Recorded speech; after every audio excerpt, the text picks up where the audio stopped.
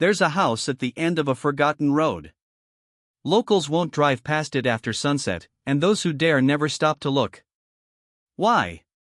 Because some places don't just remember tragedy, they breathe it. Tonight, I want you to do one thing. Turn off the lights. Put on your headphones. And whatever you do, don't ignore the whispers. What you're about to hear isn't just a story. It's a warning. One that came too late for Eleanor. Let's begin. The house stood on a quiet, almost forgotten rural road, a forgotten relic nestled between two desolate highways that whispered the names of distant towns. It was a sprawling Victorian, its once vibrant paint now peeled and faded, its ornate gables and turrets silhouetted starkly against the perpetually overcast sky. Locals spoke of it in hushed tones, their voices dropping to fearful whispers when they mentioned the Sterling house, the unsettling sounds that emanated from its empty rooms, the inexplicable flickering lights seen through dust-caked windows, and the unsettling rumors of people who ventured inside only to never emerge again. It was a place steeped in grim folklore, a monument to a forgotten tragedy. For decades, no one had dared to live within its decaying embrace. That was until Eleanor, a 67-year-old widow with eyes that carried the weight of recent loss, stumbled upon it at a county auction. Her husband, Thomas, a man whose presence had been the bedrock of her existence, had passed away just 3 months prior, leaving her adrift in a sea of overwhelming grief. The house, with its desperate need for restoration, seemed to call to her, a tangible project, a formidable distraction from the insidious grief that clung to her like a heavy, suffocating shroud. She believed that pouring her energy into reviving the old house might rekindle a purpose, a reason to face each day. Eleanor moved in on a Tuesday, a day marked by relentless, weeping rain that mirrored her own quiet sorrow. The house greeted her with an almost sentient silence, broken only by the soft thud of her own feet on the worn wooden floors.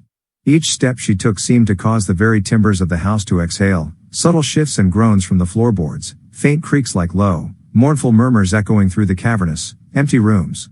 She brushed it off, of course, as the natural settling of an old structure, the expected complaints of wood against time and weather. But a seed of unease was already planted. The first 3 nights were marked by a profound, if unsettling, quiet. Eleanor unpacked, cleaned, and began to map out her ambitious renovation plans. She even managed a few hours of undisturbed sleep, a rare commodity since Thomas's passing. But on the 4th night, the true nature of the house began to reveal itself. She woke abruptly, her eyes snapping open, a cold prickle on her skin. Her digital clock, its numbers a stark red against the oppressive darkness, read 3:17 a.m. It was an odd, precise time. At first, she heard only a soft sound, almost imperceptible, like heavy cloth dragging slowly, methodically, over bare wood. It seemed to come from the wall directly beside her bed, the shared wall with what she believed was a storage room or forgotten closet. She strained her ears, her breath held tight in her chest. Then came the voice. A whisper. So low, so muffled, it seemed to seep through the ancient plaster and lath, as if the very materials of the house were attempting to communicate. It was indistinct, a phantom murmur, but undeniably there. Eleanor squeezed her eyes shut, trying to rationalize it. The wind? Old pipes? Her own tired mind playing tricks? She rolled over, pulling the covers tighter, desperate to return to the oblivion of sleep. But the next night, at precisely 3:17 a.m., it returned. This time, the whisper was more persistent, carrying a faint, yet undeniable, pleading tone.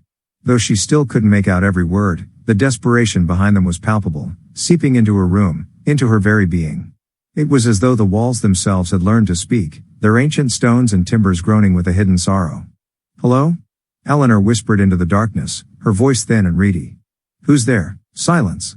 A heavier, more profound silence than before. The faint dragging sound ceased. The air in the room grew colder, raising goosebumps on her arms. The next night, the whisper returned, stronger still. And this time, it carried a chilling sense of familiarity, as if it had listened to her, learned her presence, and now knew her. It was subtle, almost imperceptible, but the cadence, the very texture of the whisper, felt personalized, directed at her.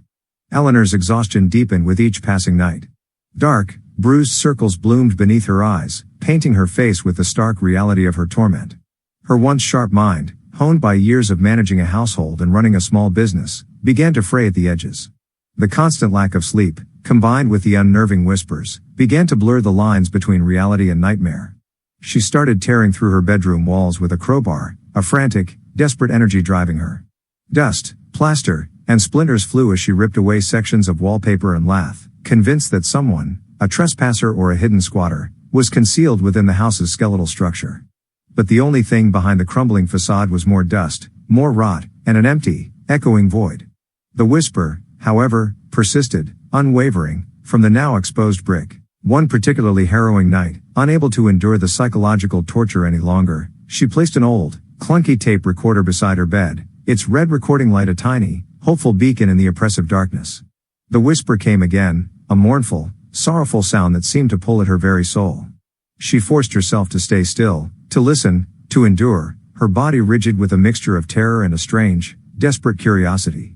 The next morning, with shaking hands, she played back the tape. The room filled with the usual ambient static, the faint hum of the house settling. She listened intently, her breath held. There was no whisper. A wave of relief, fleeting and hollow, washed over her. It was her imagination, then. The grief, the solitude, had finally broken her mind. But as she listened closer, straining to discern any anomaly, a soft, ethereal giggle emerged from the speaker. Childlike. Innocent. Chillingly out of place. It was faint, but unmistakable. And then, undeniably, sickeningly, her own voice, clear and distinct, whispered from the speaker. It said something she couldn't comprehend. A phrase in a language she didn't know, a series of syllables that felt ancient and alien.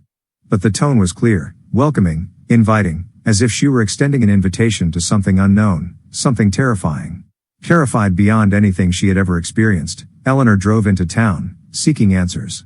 She found a local historian, an elderly woman named Mrs. Albright, whose eyes held a weary knowing of the town's hidden stories.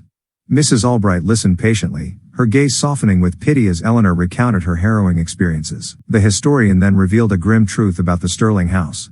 It was built over the charred ruins of a children's orphanage that had burned down in a devastating fire in the late 1800s. Many of the children, too young and too frail to escape the inferno, had perished in their beds, smoke and flame sealing their fates in a horrifying tragedy. Their cries, Mrs. Albright said, were often whispered about, lingering in the air where their lives had been abruptly extinguished. The house, it seemed, was built upon a foundation of unspeakable sorrow. The knowledge burrowed into Eleanor's mind, explaining the childlike giggle, the desperate pleading. They were the echoes of lost souls, trapped in yearning. But her own voice on the tape? The welcoming phrase? That remained an unnerving mystery. Eleanor returned to the house one final time, her heart heavy with a mixture of dread and a profound, aching pity for the children who had died there. She intended to gather her remaining personal belongings, to sever ties with the haunted place forever. She pulled her car up the gravel driveway, the house looming dark and silent against the approaching twilight. The neighbors, already wary of the Sterling house and its new, increasingly gaunt inhabitant, reported hearing a scream shortly after midnight. The sound was unlike anything they'd ever heard, not merely a human cry, but something primal, guttural, a sound born of pure terror, utterly devoid of hope. It was a scream that seemed to tear through the very fabric of the night, echoing across the quiet fields. And then, absolute silence. A silence that felt deeper, heavier, more profound than any silence before. Eleanor was never seen again. Her car remained in the driveway, her half-packed boxes still inside the house. The authorities conducted a cursory search, found nothing, and eventually, the case went cold, another unsolved disappearance in the shadowed history of the Sterling house. But those who pass by the old Victorian at night say the house groans differently now. The subtle shifts in the floorboards, the faint creaks, the low murmurs, they sound fuller, deeper, more resonant. Like it has something new inside it. Something whole. Something that finally answered the whispers, and joined the chorus of desperate, yearning voices within the walls. And sometimes, if you listen very closely, you can almost hear a faint, distorted echo of an old woman's welcoming phrase, inviting all who pass to simply listen. The Sterling house still stands. Crumbling. Waiting. Listening. They say the whispers are louder now. That the house has grown, hungrier. So if you ever find yourself on a desolate back road, and you pass a house with windows too dark, too still, don't stop. Don't look. And whatever you do, don't listen. Because once you hear them, they hear you too. Sleep well. If you can.